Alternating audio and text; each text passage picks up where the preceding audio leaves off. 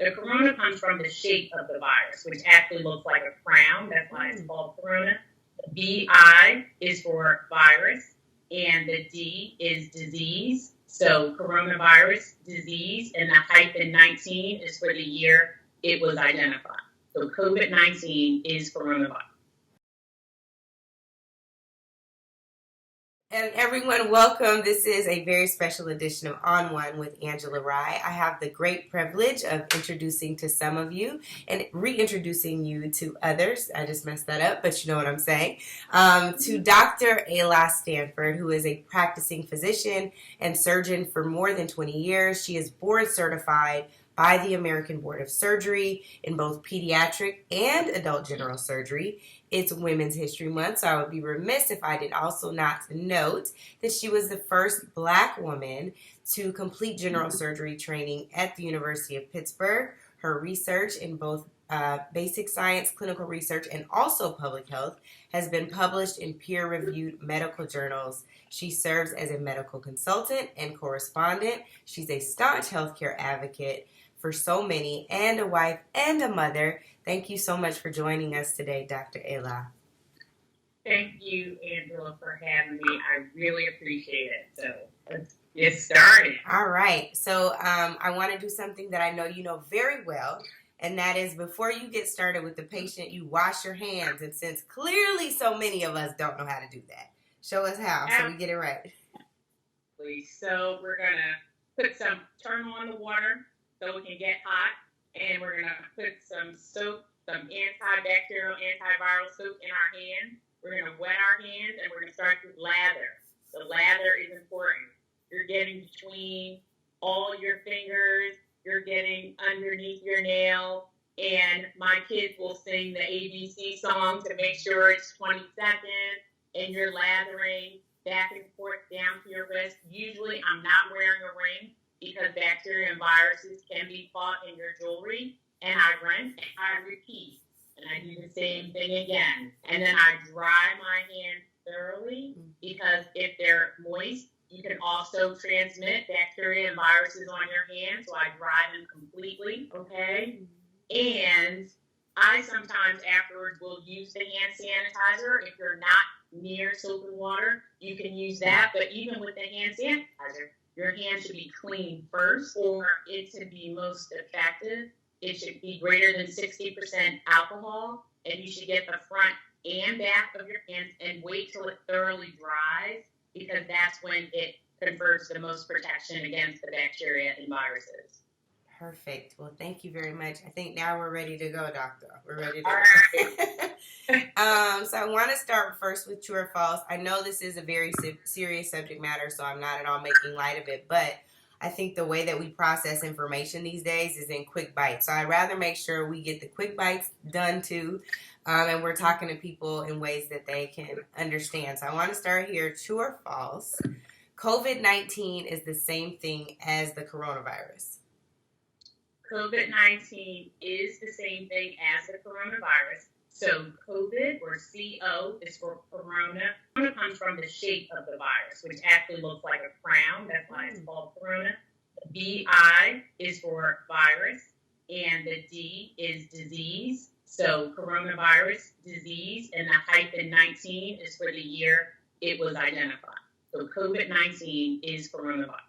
Okay, and then interchangeably. Got it. And so the next, true or false? True or false? COVID-19 was started by consuming bat or frog soup in Wuhan, China. Okay, so false, but a portion of that is true. So we do know through genomic sequencing that the RNA virus did originate from a bat, okay? And what's thought now, the hypothesis actually published in Nature magazine, is that it went from a bat to a pangolin, which is a mammal, which is like an anteater. And then from that was transferred to a human, where they presume that there was some natural selection that took place. When they look at the sequencing, they can see that it's about 95% bat gene, and then another proportion is this pangolin mammal. And then in the host, it's so intricate because it actually binds with our receptors, specifically human ACE receptors, that's how it's conforming and mutating, and it's so susceptible. We're the perfect host for it to grow and replicate. So true from bats, but likely bats to another mammal to humans. Wow. Okay. The next one is true or false. Warmer weather can kill the virus. So the coronavirus will go away once spring and summer come. False. Okay. I'm just gonna say false. Just false. You're like, I'm not even explaining that one. Okay, here's one that's driving me nuts. Black folks can't get that Rona. Tell me about that. False, and false. But, for folks who joke about that, our history as African Americans and our relationships with the healthcare system have not always been positive. And there were the Tuskegee experiment, there were Henry and the HPV cells. There were so many things and times where we were tested, we didn't know we were being tested, and so there's a lack of trust historically. Then present day, the access that we receive oftentimes is not equal, and it's suboptimal. And it doesn't matter a lot of times what the socioeconomic status is. It could be someone who's affluent, and it can be someone who's dirt poor. And the only thing they have in common is that they're African American, but the care that's delivered is suboptimal and not equal. And that's from the Institutes of Medicine. That's not just the world according to AIDS. So it's not, for me, it's not strange to hear Black folks can't get it, we don't trust, because a lot of the lack of trust comes from the historic and present day practices. But we can get it. We can get it. I'm telling you, as an African American, I am practicing all the social distancing and other things I can do to prevent myself and my family and my community from continuing the spread. And on that, Dr. Ala, more to come on this. I'm a hypochondriac. I need a tissue. I'm running to get a tissue and coming right back. 1 second. I should have had one. Okay. I'm like, man, should have had a tissue sitting here. Okay. My face was oily. No. I'm going to leave this in there so they know this stuff that we go through. Oh, it's fine. You look beautiful. You are so funny. You're like, let me do a full touch-up. You look beautiful. Okay, here's the next one. I'm not biased or anything, but true or false, the governor of New York, Andrew Cuomo, is handling this crisis better than y'all's president, Donald J. Trump. I think that Governor Cuomo is leading by example. Yeah. And when there are 9 million, and don't quote me, but I believe that's accurate, people in New York, he has to do, and now you're going to make me look, because I'll make sure, because I wrote these numbers down, and I'm going to come back to that. I love that. You're like, I have numbers for this. Yeah, I have numbers, and I just want to be accurate about, okay. I was off, see? That's why I got to check. So the fourth largest state in the United States is New York, and there are 20 million people, 9 million in New York City, okay? And we know that this virus, and we're going to get to it about the community spread, it spreads quickly in dense populations. New York City, you can't walk down the street without bumping into someone in the shoulders and so forth. So I think that the action he took was swift to try to protect the residents and also to protect the spread to the neighboring states, New Jersey and Connecticut, even Pennsylvania. So absolutely. Wow. The next true or false is this is the first pandemic that the United States has ever been exposed to. False. So probably the most recent pandemic that folks will remember was H1N1, and that was from April of 2009 till August of 2010, and that affected in the world 60 million, It caused 200,000 deaths, and specific worldwide, and in the United States, about 12 to 14,000 deaths. And so that was the last pandemic. And then prior to that, there was swine flu, or swine flu was H1N1, excuse me. There was SARS, and there was the Spanish flu in like 1918. But this is not the first pandemic, not at all. Right. And another one that is going around a lot, true or false, Bill Gates created this. Oh, okay. So, no, false. Bill Gates did not create it.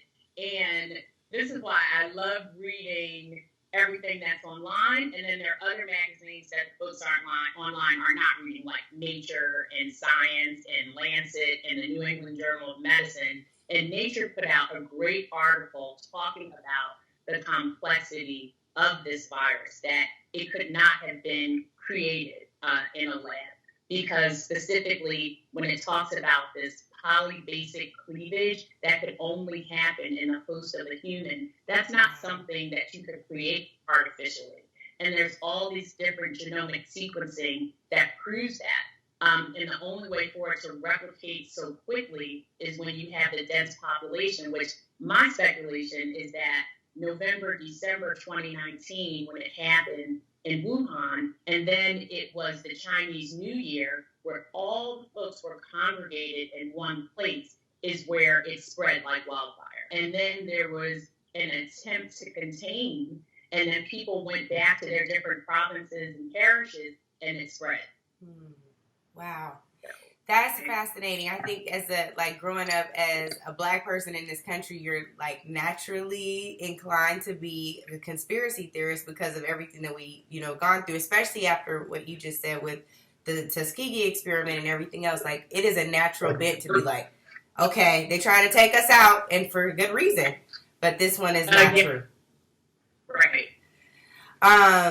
The social distancing quarantine period is not a vacation. True or false?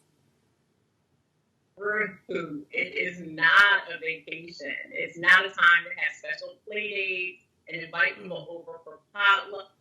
I mean, if I see one more flag football game, it's just people. It's just not that. Unfortunately, on Friday, there were 10, 20, 30 people getting water ice because it was 70 degrees in Philadelphia at a water ice stand. And those are the places where this virus runs rampant, and you're bumping into folks, and you're touching folks, and you're touching your face, and you're eating something up to your, and we have to do better. And that's why I appreciate the opportunity to get the message out that it's the only true thing we have to combat this is to keep your circle small. It's a mom, a dad, it's kids, it's whoever lives in your household. Because once you invite one additional person in, you're inviting every other contact that they've also been in, and now your circle is broken, so to speak. Okay, I have only a few more true or false, but I have to ask these because of my hypochondriac ways. So, a face mask can protect you from contracting COVID-19, true or false?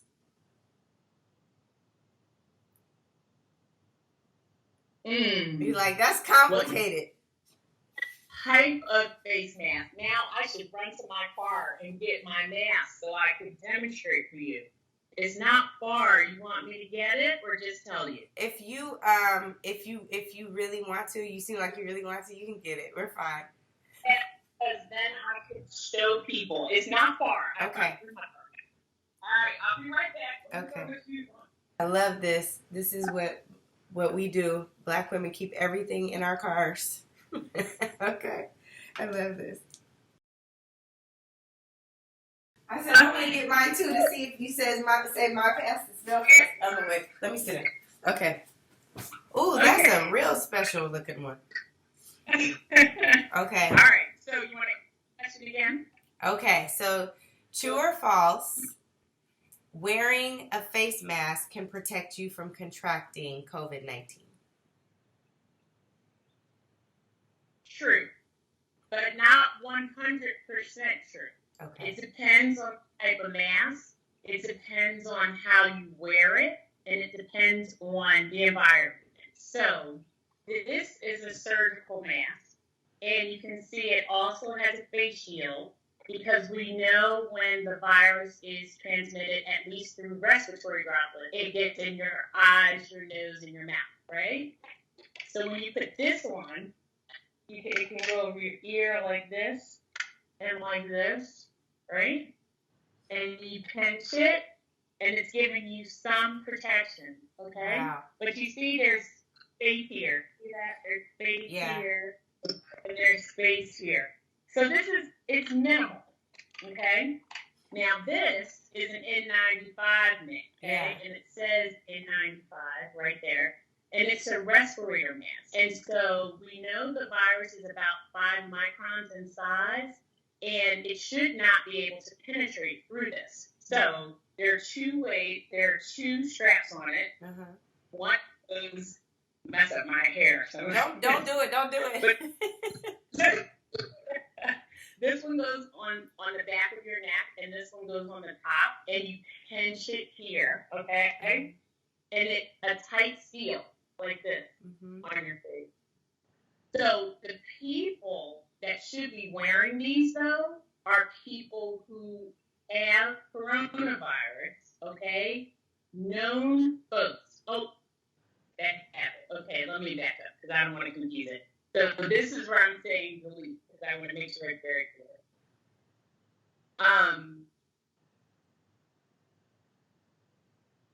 The people who should wear it, let me back up to your question.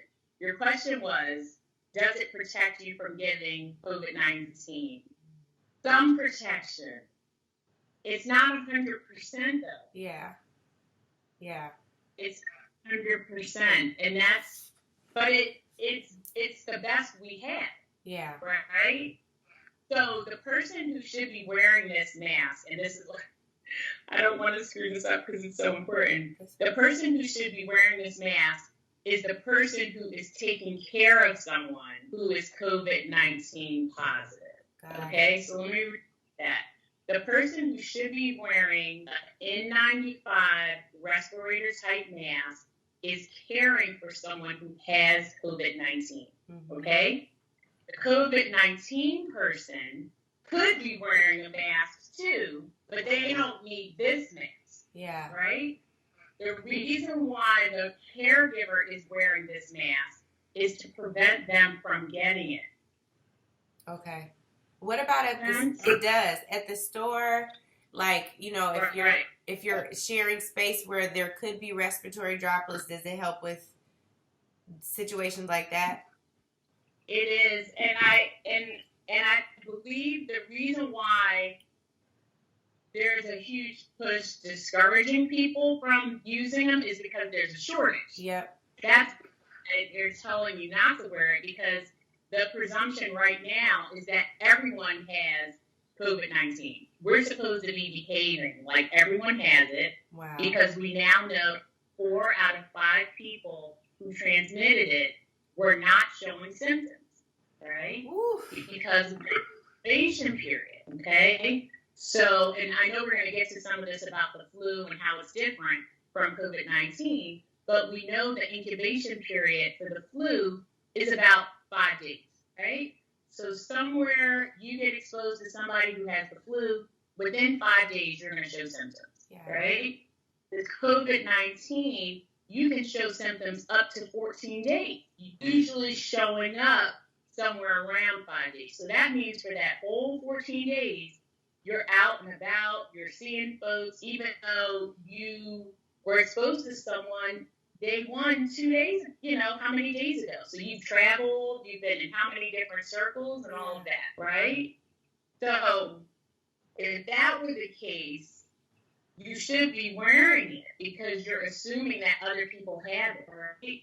One reason why a person who has it should not necessarily be wearing it, and this is important, is because they're really hard to breathe through. Yeah.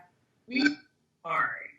Since we know that people who truly have the disease have shortness of breath, and it causes a pneumonia, it's hard. If now you put this on your nose and your mouth and you're trying to breathe, it's really hard to breathe through. Yeah. Okay.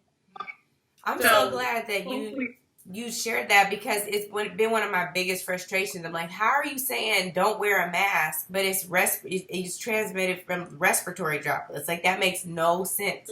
Then my thing has been, this is not a true or false, but this has just been, I'm, again, hypochondriac-ish. So I'm like, it gets in through your eyes, it gets in through your nose. They haven't said mouth as much, but I heard you say mouth. What about through your ears? That's another opening.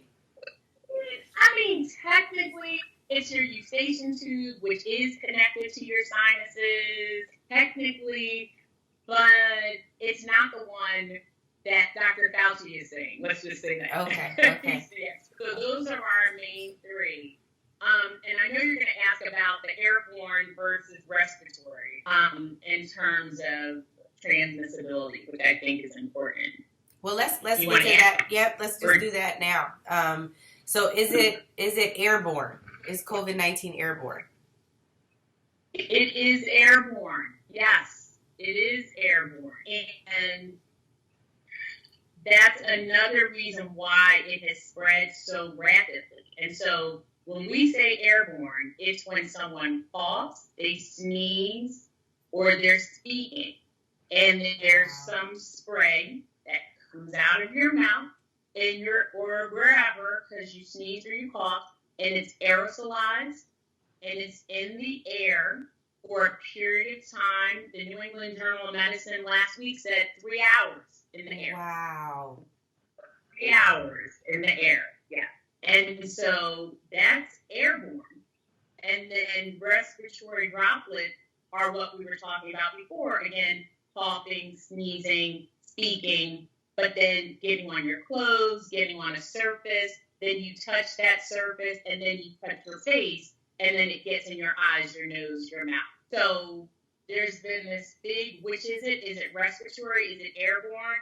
At least for what we know right now, it's both. Wow. And when the CDC website, just before we talked, just to confirm they didn't change anything, the New England Journal of Medicine did say 3 hours in the air that the coronavirus lives, at least, and the respiratory droplets we already knew.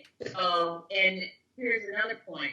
When someone's on respiratory isolation in the hospital, we're not using N95 mask. We can use this. We can cover our eyes, our nose, and our mouth, right? But when someone is airborne, that's when you introduce an N95 for precaution, okay? So that's the difference for the caregiver when we go into the thing. So, just really quick. So, on the airborne, again, I told you hypochondriac-ish over here. I get it, honestly, from my dad. But when you talk about the airborne piece and it stays in the air for 3 hours, that means if I coughed 3 hours ago in my house, it's just hovering. Technically, that is so nasty.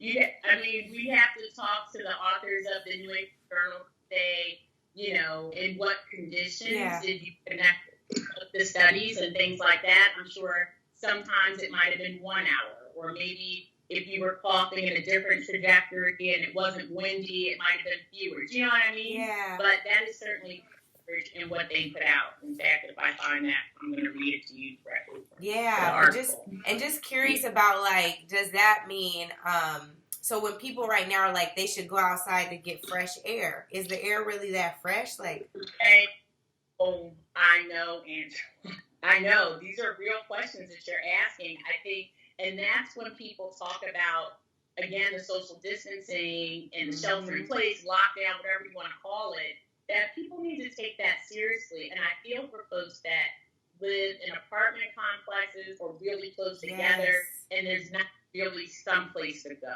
Ooh. Yeah. Folks are fortunate when you have a yard that you could sit on your porch, that you could walk around the backyard and things like that, because that's your space. And I feel like that air is probably good. Okay. I feel like going to a park or area really early in the morning or really late at night when you could probably guess that there haven't been a lot of people congregating, is probably safe, you know. Other than that, we use our greater than 6 feet distance away. Yeah. But yeah, so this is okay. So this was from the National Institute of Health, Tuesday, March 17th, 2020.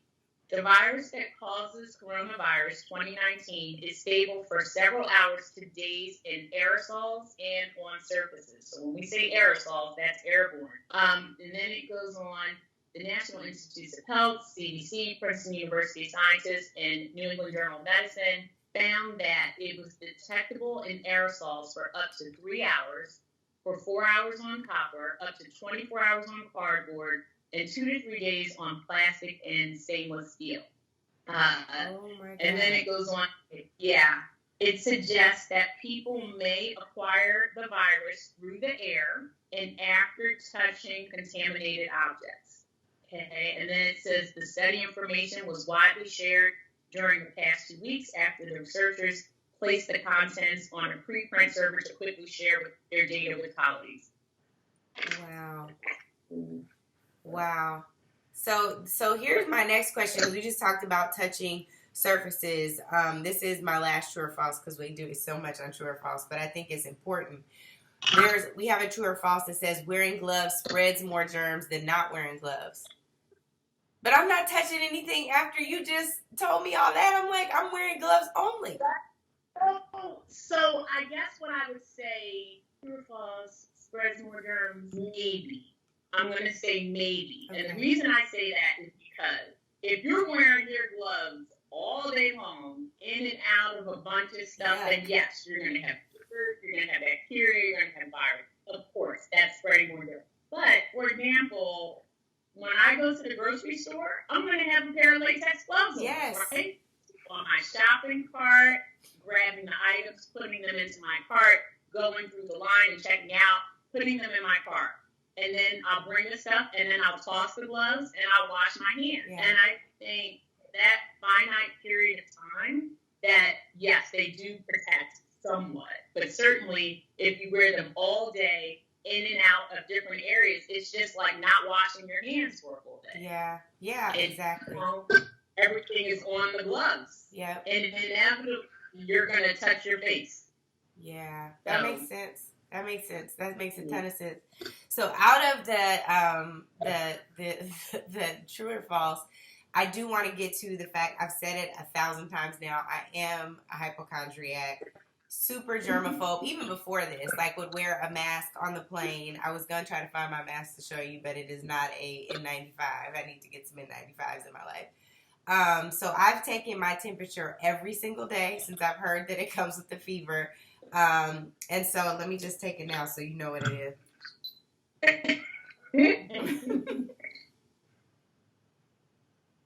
I like the ones on the forehead that look like you gotta give me one. I know. I heard you can't find a thermometer right now. It's 97.8. That's low. That's all right. It's been low. It's been that low the last couple of days. But I wonder, like, what else is that doing? Because I know you said that there are a lot of people who are carriers and don't know it. They don't have any symptoms. I was like, oh, I got a headache. The back of my neck is hurting. My chest is heavier. But I also could be making some of this up because I now know some of these things are like the symptoms. But my nose is definitely, I feel congested right now. So what happens if you? It's also allergy season. That's what my mom told me. She was like, calm down, you got allergies. Right. So it's also discerning that kind of stuff. Yeah. But, so what was the question about being tested or how do you know should you be, if you're not displaying any symptoms and you're trying to, quarantine and all of these things, how do you, be preventative? Like, is there any way to really isolate yourself enough to be safe for the hypochondriacs among us? Yes, you gotta stay home. You're like, be in timeout. I mean, I said you're like, be in timeout. Yes, you just stay home. Fortunately for us, we FaceTime, we Skype, we all those things. But my concern is for the older folks that don't have access to that. Those are the ones I worry about the most, that they're not getting depressed and being so isolated and things like that. And just that we reach out to our elderly and call them and see if they need somebody to pick some food up for them and things like that. Drop it, just put it on the porch and leave. You don't have to hug them. You can just leave it there for them. But I mean, my parents are both in their 60s and they're high risk. And I have not seen my mother or my father since this happened. I check in with them, I FaceTime, but I know they're high risk. And I don't want to potentially bring something to them. I don't want my kids to potentially bring something. Now, if they get sick, I'll be there in my PPE and my mask and everything else, and I'll be taking care of my parents. But I don't want to be potentially exposing them unnecessarily. I also just want to see, like, how long is this expected to last? Like, if from your opinion, like, how long will we be in quarantine, social distancing space? Yeah. Angela, I really believe we're going to be like this until the disease plateaus, or at least starts to go down.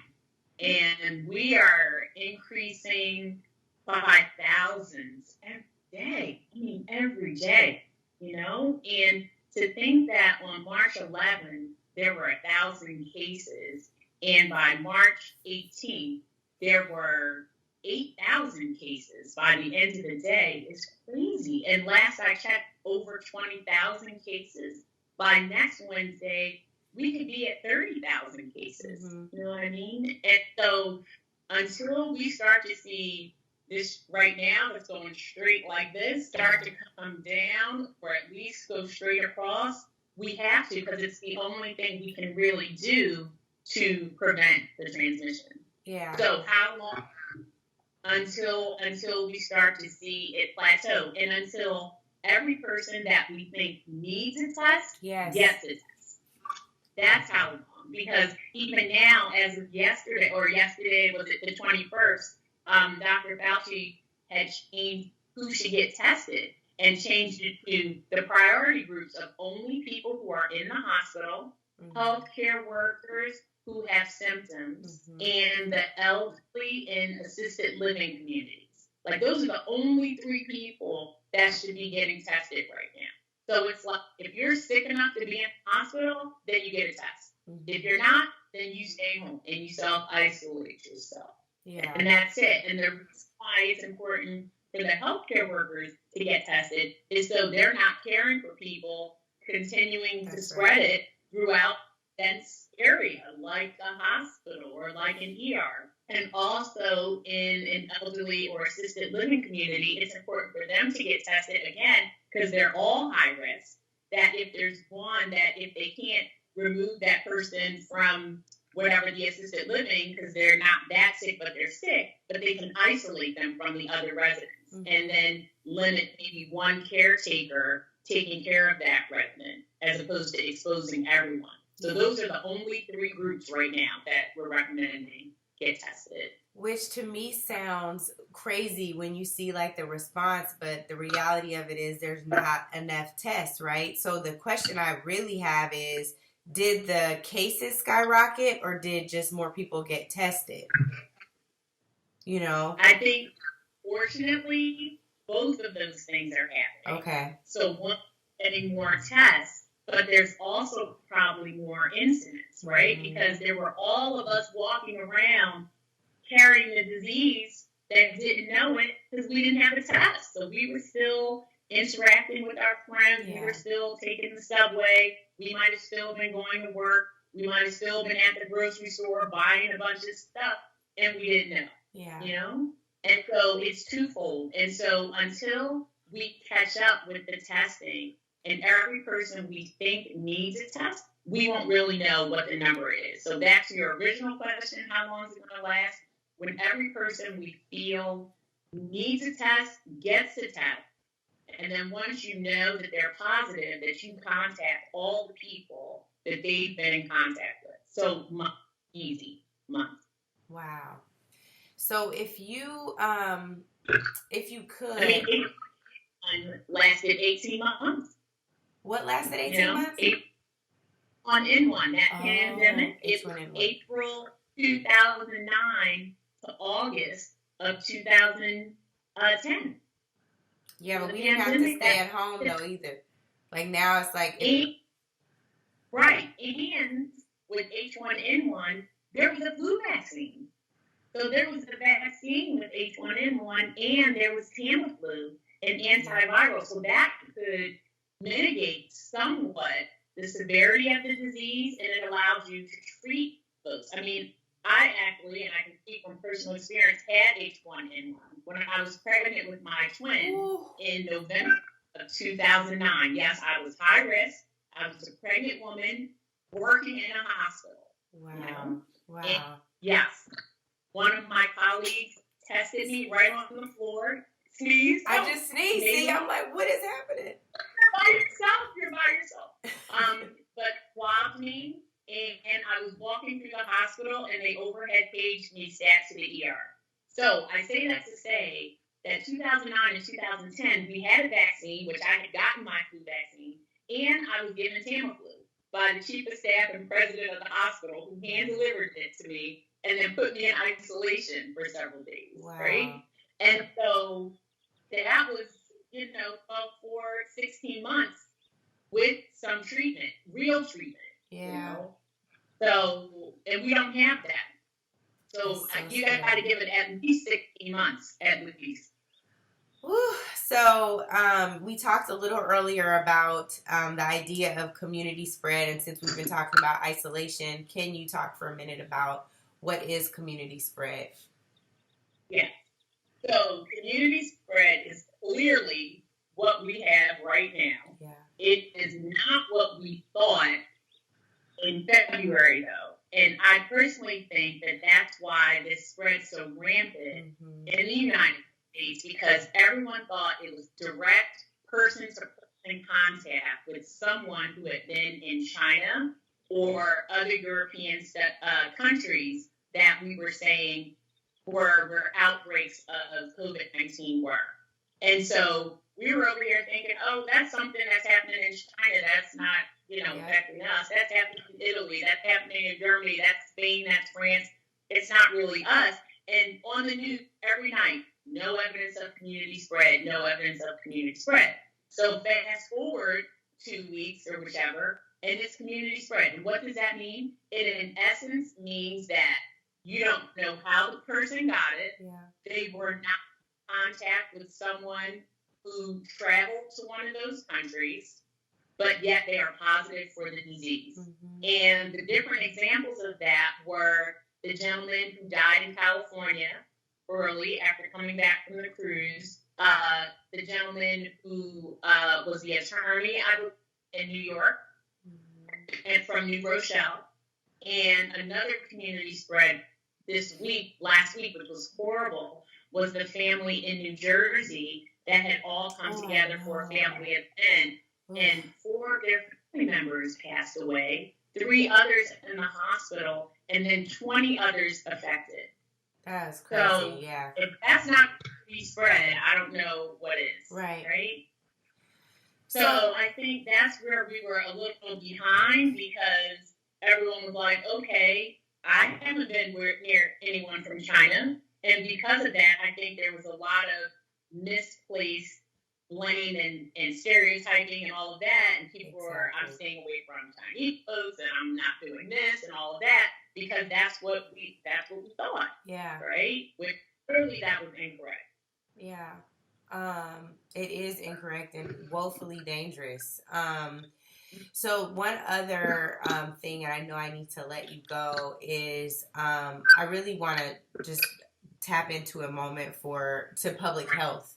And I think that it's important to use this time to also talk about what are some of the flaws in our public health infrastructure, and how can we remedy those while also remedying our natural bodies, right, from this virus.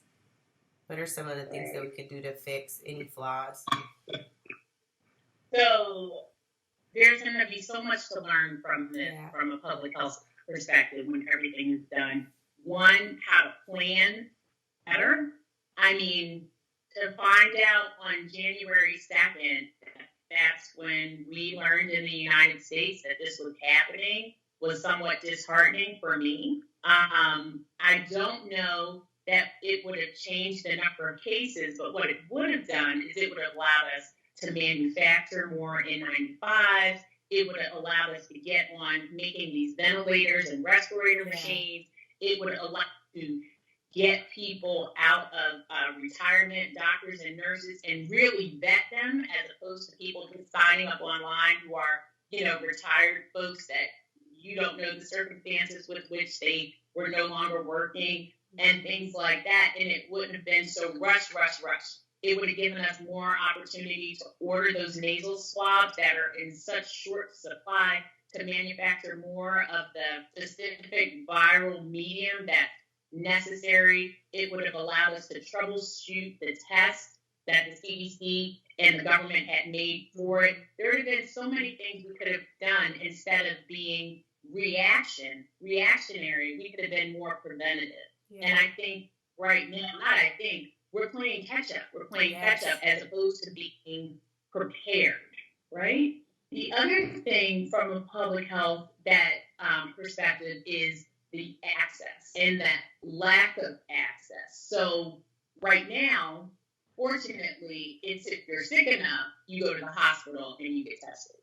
We've gotten to that point. It's just if you're sick enough to be in the hospital, you're sick enough to get a test. But prior to that, it was you had to call your primary care doctor. The doctor had to do a health assessment or a telehealth call to confirm, write you a prescription, call the hospital with your insurance card to get you in line just to get a test, right? Mm-hmm. And so for all those folks that don't have a primary care doctor, what were they supposed to do? Exactly. Right? Exactly. And then it also unfortunately exposes our disparities that exist in our country in a major way. All of these kids are out of school. That don't have equal access to computers and don't have equal access for all this online home learning, and we're getting breakfast and lunch at school. And for all kids who were homeless, but this was a place of shelter for them during the day, and they just had to worry about the weekend in a shelter, and it brings out everything that our country, the challenges we have to do better in a situation like this. It's just blaringly obvious. And for that matter, for some of us, white collar workers, we can work from home. I can do telehealth calls. And now that all the surgical cases have been suspended, except for emergency surgery, as surgeons, we may be helping the primary care doctors, but we're only operating unless it's life or death. That's all we're operating on. Or if we don't operate, something tragic could happen to you, right? So I can do that. So that's less time in the hospital. I can on my computer. But what about everybody? What about the blue collar?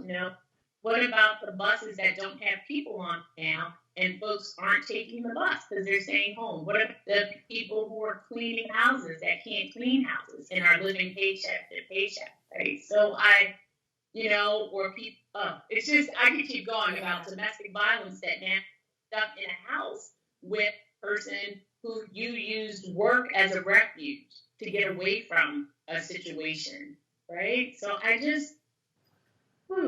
it's just, I feel like what's going to get us through this is faith. Whomever your guide might be is faith and knowledge. And knowledge. Because when we know more, we can do better. And so shows like this, and you having me on and us having a dialogue and talking about it is huge, right? Because I think some of us like to listen to people who look like us and are speaking the same language. They appreciate the information. And when we know more, we can do better, right? So it's a lot. And this is a situation where we can help each other by what we don't do and what we do. So that staying home, as painful as it might be, at least we have a home to stay in, most of us, That's 100% right. Dr. Ala, thank you so, so much. This has been super informative. Of course, you're brilliant, and I hope that people will check out this interview. It's so important. We learned a ton. I'm going to keep taking care of my allergies and keep taking my temperature just in case. Just in case. But thank you so much for your time, and I hope to talk to you soon. Okay. Bye. Thank you, Angela.